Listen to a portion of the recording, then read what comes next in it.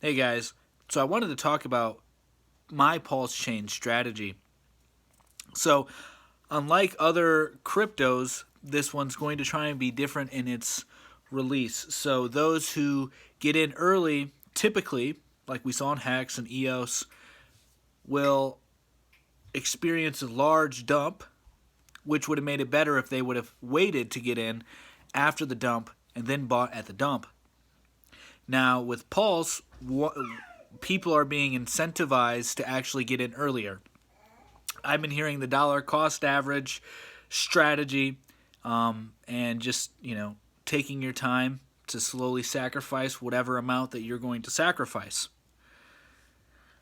I think I am going to probably just put everything in the first day, and we're not sure on what you'll be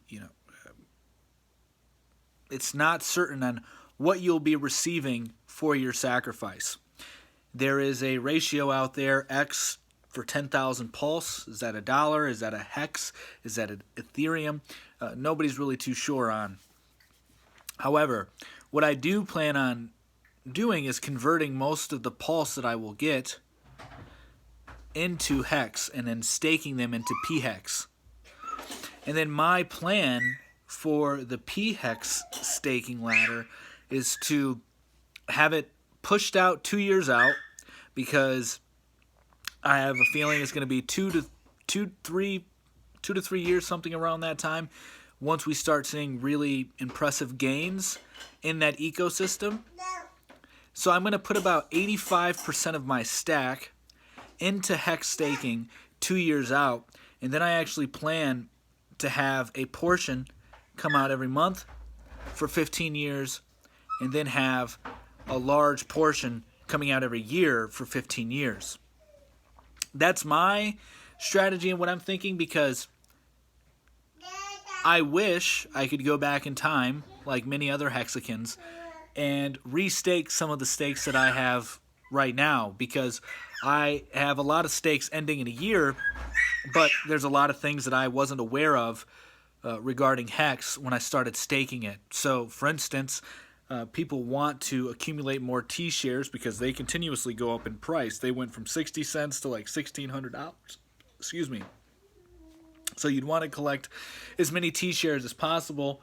Also, longer is better. I mean, that is obvious when you're about to stake, and then it tells you, what you'll get for staking, whatever length you're staking, and the T-shares are there too. However, I wasn't too familiar with them when I first invested, but now I am, and so I'm going to be interested in, getting as many T-shares as I can on the Pulse chain and delaying the return from the P-Hex even longer than I did for my E-Hex. So I have a staking ladder in E-Hex, but I'm wanting to make it even better with the P-Hex. So for those of us who got in a little bit late when it comes to Hex, I know we're kind of considered early adopters, but we're not OGs. I think I got in at like day 537, something like that, day 531. And this is our chance, knowing what we know now and learning from everybody else's mistakes and what they wish they did or didn't do, what they wish they did for their staking ladders, or however they wish they would have approached it differently.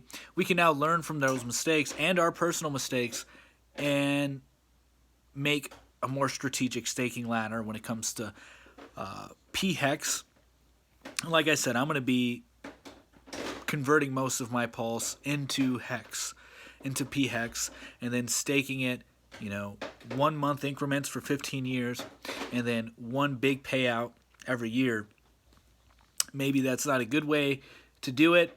Maybe there's better ways, but that's my way, and I thought I'd share with you guys. So if you like what you see, hit that like button, subscribe. All right, peace.